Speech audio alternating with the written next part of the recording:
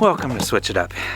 We are back at a wonderful thing called a Schwintek slide that has broken on us before. This is the Momentum 395 MS. For whatever reason, the roller that holds in here has now shifted and everything's just resting on the bottom. There is up on top, it's also shifted down, so it's all one unit. And what I've learned is there are no rollers underneath this whole slide. And since this has happened 2 times now and fallen down, I was thinking, why not put a couple rollers on it? Because all the information that I found regarding the Schwintek slide is that there are to be rollers underneath this slide. And I'll attach down below in the description on what that looks like, and you can read through all the documentation yourself because I found this all and read through everything. So now what the plan is that I purchased, I'll get the rollers here in a little bit. My plan is to pull out the weather stripping. From the weather stripping, I'm going to jack this up, and then I'm going to try to put at least 2 rollers under here, so when we try to leave tomorrow, that we'll be able to hit the road and I don't have to worry too much about this actually just riding level, and I'll be able to push this slide in if this doesn't work anymore, because since it's resting on here, the motors I don't think are going to engage. And then from there, when I get to a better place, I'm going to find out, I'll take this all apart and then we'll find out exactly how it broke and where it broke, so I can order the parts for it, because I'm no longer under warranty. So here you go, fun little project for the day. A man and a woman left their home to switch things up and go on the road. They didn't know where they would go, but it's gotta be better than staying home. They switched it up. They switched it up. Oh, yeah. See there? Did I miss a staple? No, you're good.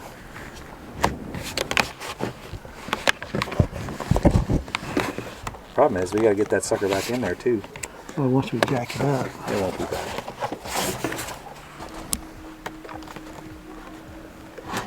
There we go. Good. All right.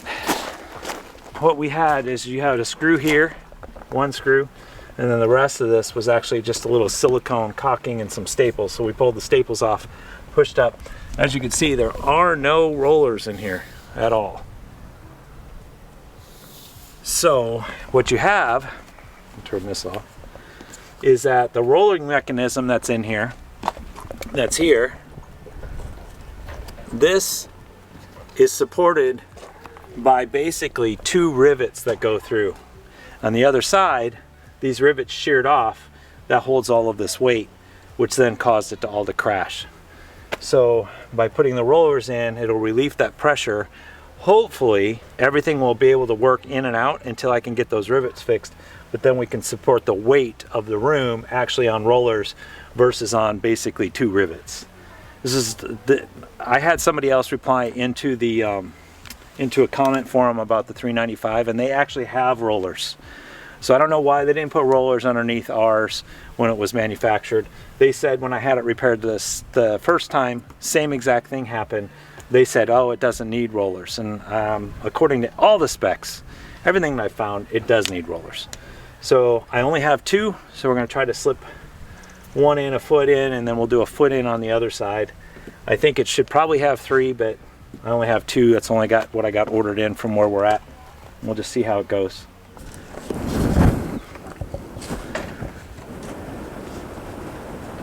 Now what we have here is the seal is all the way back where it was. So this one was starting to fail as well from all the weight.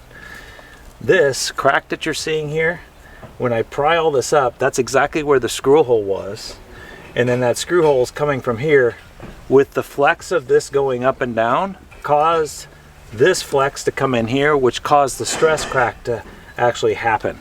All because you're supporting all the weight on this bottom, this corner going down the road versus actually sticking a roller in. This is all theory, by any means conjecture, but honestly, from everything I've read, you can read everything down below. I honestly think this is the right way to do it. Now what we're doing is, the way this is construction, there's actually 2 headers here, basically 2 pieces of metal. Sometimes they'll actually stuff them with wood, and then that will carry this load a lot more than carrying it just on these rollers on the corners.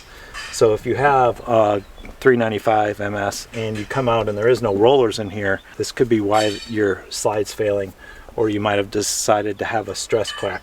Now if this was frame flex issues, which we measured the frame flex, that would be on that corner over there. But it's not frame flex because we have no movement in our frame. We've already done all the measurements and the calculations on that. So this is actually coming from a stress crack from the weight support. That's my theory. Okay. We got a long ways to go on this one. A little more. Goodness, it's so far off. Okay, hold on a sec. It takes 3 times the amount of effort to do something when you're recording too. Oh man, look at that. Let's see how that all lined back up.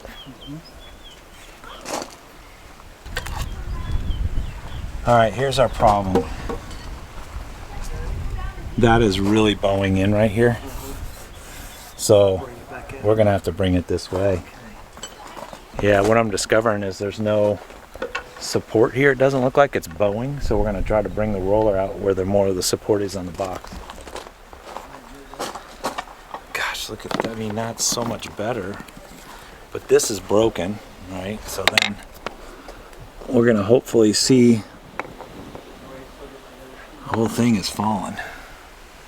Even here. Yeah, then it doesn't look like it's not bowing.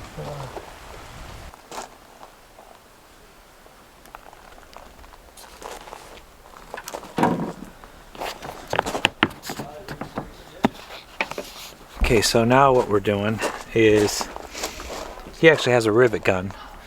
So what holds this in place is a block. So the block sits here. It's where basically your gear is to move everything in and out. And then there's actually this piece of metal that's actually riveted into this.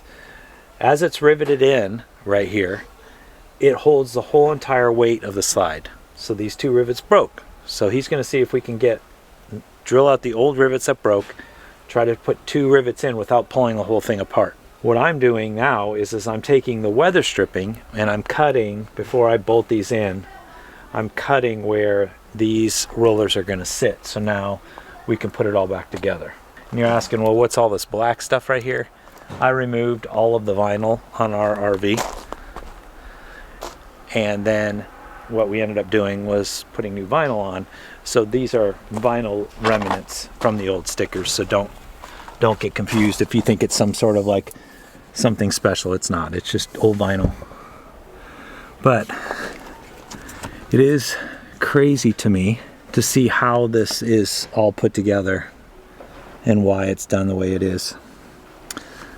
So hopefully this will really maybe get us a little better wear and tear on our RV and see how it all comes through the course of time.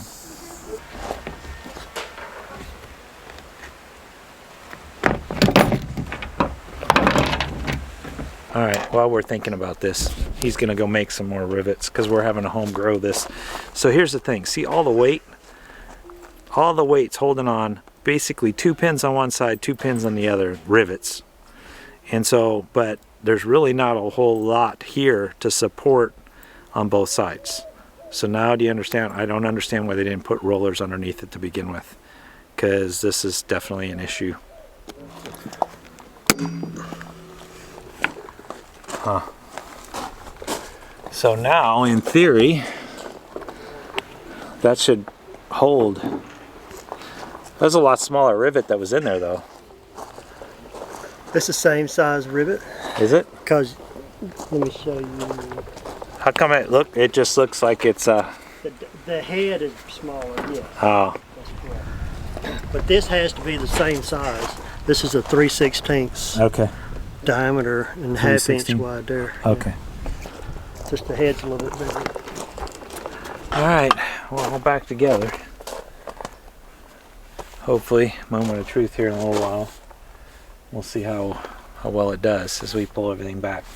Hopefully these motors continue to work until I can actually pull it all apart, the H column, and I have to replace the rivets on the other side of this and the rivets on both sides on the top. But for now, the motors are working, everything's aligned, the weight is being supported by the roller. It isn't the best fix, but until I can get to parts, it's the only fix. RV life, baby. I guess. I feel like grabbing some clothes was feeling like the reason why I was laughing, because I feel like that's saying I don't have any faith in you.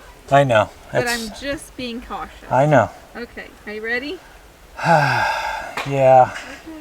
I think what we'll try to do is go all the way in, and if it works, we're going to go all the way back out. Oh, you're going to push the envelope. Well, yeah. Okay.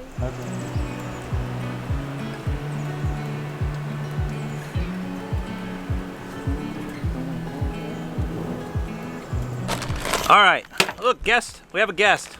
Ed's here to help me today. So this is continuing part 2 of the slide. To my understanding, what has happened is that all the rivets have sheared off. And the only reason I know that is because when Wade helped us, we replaced the rivets on one side. So now after ordering all the parts, actually Wade was gracious enough that he went back and he took the measurements from when we were doing the slide. He actually made new rivets. So he pulled the collar off and then cut these. I believe he cut them at 1/2 inch. So we're dealing with a 3/16 rivet at a 1/2 inch. So if you're needing to know what this is, that's what we got. These are a steel rivet, not aluminum. So the goal now is I bought the wire harness, which I don't know where it went. So here's the fun part. This wire, it's actually the harness that you would use to hook up both motors and go to the Lippert control. The bad part is I couldn't get the $25 one because they didn't have them in stock, and we're kind of in a pinch, so I spent $70 to cut off 4.5 feet. Isn't that fabulous? Now I got plenty of wire. So last night I just took 2 flat end connectors, put them in the red and the black, and these are the polarities. So depending on when you're using your battery, I've learned, after being kind of jumpy because I don't like electricity, the outside of this goes to the plus. You can reverse the polarities on both sides, so the motor can spin outside or go in. So the goal here is after we pull all the screws on the H column, there was 2 screws on the 395 on the inside that holds the tab in. We pulled those, and now we're going to pull all the screws, pull the wires out, hook up to the motor. This should actually spin the whole H column out so we can work on it. What do you think? Hug successful? You think we're going to be successful? I don't know. The deal is that according to all the Lippert documentation, rollers need to be installed 6 inches from the end on every slide. Doesn't matter how big the slide is. Grand Design says it's not required, but after braking 2 times, I believe it is required because it's got to support the weight. So that's the reason I think we have this mess up once again. It didn't take long to put those in, so just do it if you have a 395 or if you're experiencing the same issue. All right, so let me pull all the screws and then we'll see how this all works. Okay, so I'm just gonna use a flat edge knife to cut all the way all the caulking. Hopefully, I don't know if there's an actual double-sided tape behind it or not, since I've never done this before.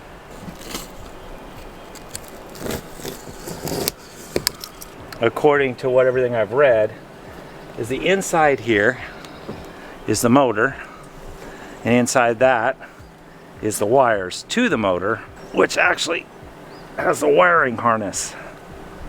I can feel the wires.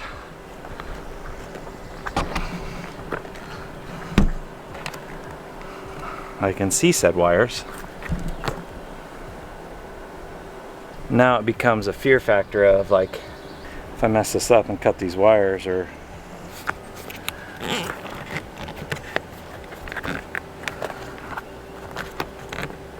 let's see. Oh, I got it. I got it. Okay, so now what we're going to try to do is I'm going to take these wires and I'm going to use the wire harness that I created. I'm going to try to plug in. The goal here, I'm plugging in.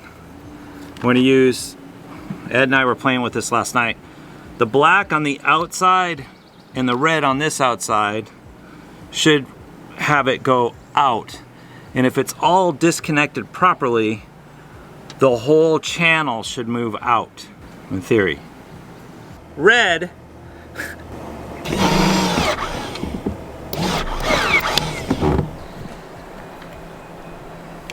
Okay, after some finagling back and forth, we ended up getting the H column to back out. So the only screws are actually on the outside of the H column themselves that are holding it in place. This is the wire we don't want to lose because that goes to the motor. So now the H column comes completely off. You got it? Yep. So watch down there. So we're looking for these pins.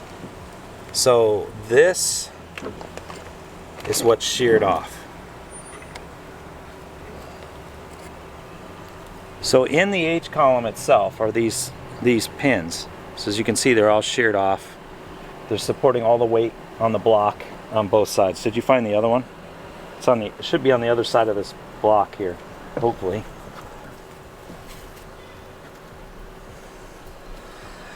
So now what we have to do is we have to get these old rivets out, reattach them all to the H column, reset the H column all together so it can support everything again, and then try to get it all back in place. Victory.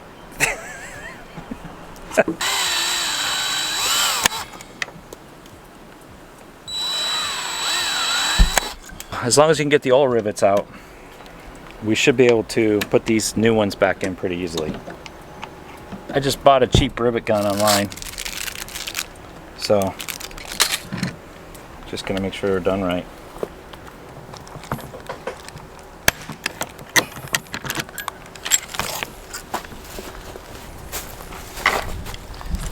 There's one side, now we just have to do the other.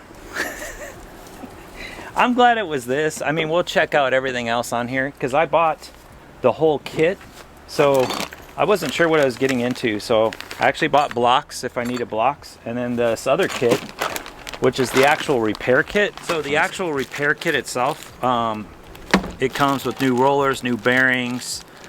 It actually even has rivets for everything, and honestly, looking at it, I think everything else is good.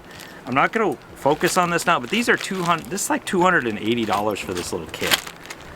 So I bought it just in case, and then they actually have some sort of like weather sealant of some sort. So we'll do the other side, and then we'll see if we can get it back together and then reline it all up. Nobody that I've seen has ever showed how these rivets break on this, because I was looking at all these different YouTube videos and nobody's ever showed that part. They've only showed bearings breaking and stuff like that.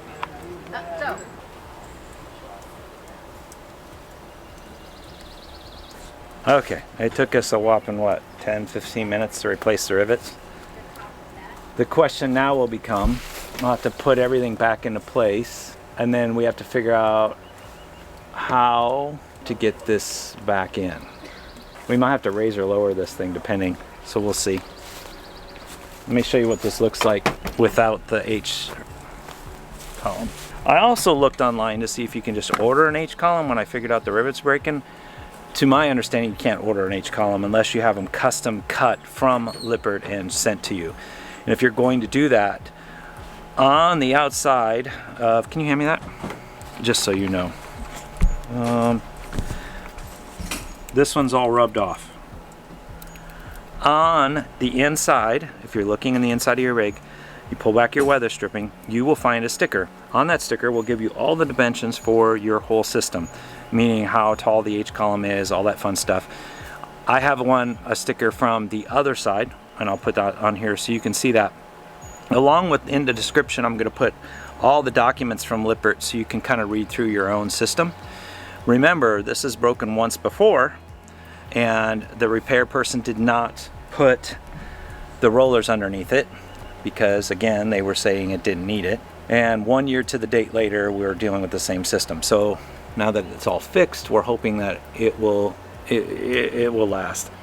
But that's RV life in general. When you're pulling this off, I forgot there was a set screw up above that goes into the motor. It's a little short screw, and it's on the outside, and you got to undo that screw because that holds the motor down so it doesn't buck up when the whole system's working. So make sure to pull that screw out.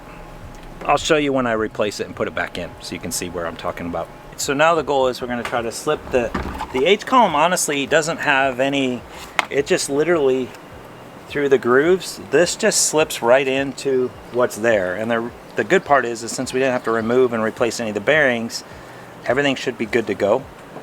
It should be fine, and we should be able to just slip this right back in and be good. For the record, there's nothing back here holding it on. I thought there would be like extra stuff, but nope. Okay.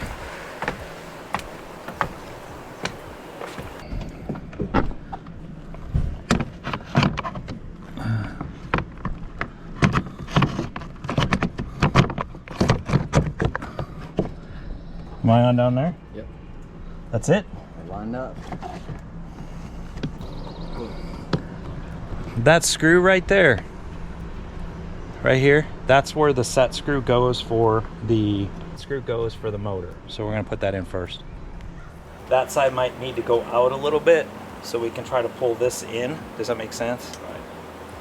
So I'll use the app on the phone, try to pull that side out, then it will make it at an angle. Then we can angle this part in. Ha! Oh, wow. I feel like a plan's coming together. Okay, you want to take a measurement just to see, because this is pretty much flush. 10 on this side, 11 1/4 on that side. So I need to go in. Yes. Okay.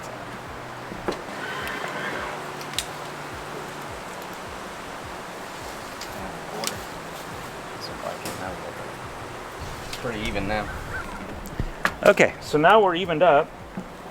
I'm just gonna reset all the screws. We can re-silicone it. Then on the inside, I have to fish the wires through that's on the inside to re-hook up to the motor, and then reattach the mounting brackets that are in there, the two that we pulled off earlier. And then I believe we'll be good to go. After we've pulled it in, it'll resync itself to be level again because we're pretty much level as it sits. Man, if this works actually in this short amount of time and we didn't mess anything major up, this is a big victory. Last time this happened was 4 months, so to do it ourselves, that's good. All buttoned up. Here's the new rivets. The goal here is I'll use the wiring harness that we have to fish this wire for the motor back inside so then we can reconnect it easier, and then we'll shove the motor wires and everything up on top when we do the inside part. Yes. All done. So now we're gonna see if it'll go in all the way by itself. Well, I'm gonna hold a button, of course. You ready? Again, I am not a certified technician. In.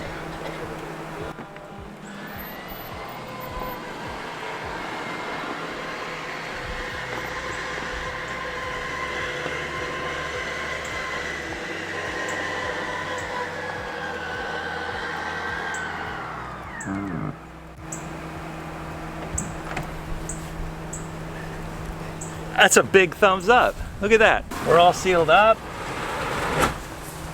Both sides even. Okay, so this fix, honestly, I bought all the parts, like $20 for the rivet gun, and then I paid the $280 for the repack, and then I paid the blocks because I didn't know if the blocks were broken. That was another $60. And honestly, all it took was some 3/16 rivets that are 1/2 inch long. That's it. And some rollers. I added the rollers. The rollers were like, when I did that, I think the rollers were only like maybe $18 each. They were called J style rollers. So, and they're supporting the weight now. So hopefully this is it. I don't have to worry about it for a long time. At least another year, because it was 1 year. So leave a comment down below if you have any questions and I'll try to answer. But again, I'm not a certified tech, just a lot of research. And I didn't find anyone talking about the rivets shearing off. That's how you do it. Hopefully it helps. With all that being said, your boy Todd, like, comment, subscribe. Be a doer of all things. We are, Switch it up. and how do we end? I don't know. You don't know how we end? Ed, we're out.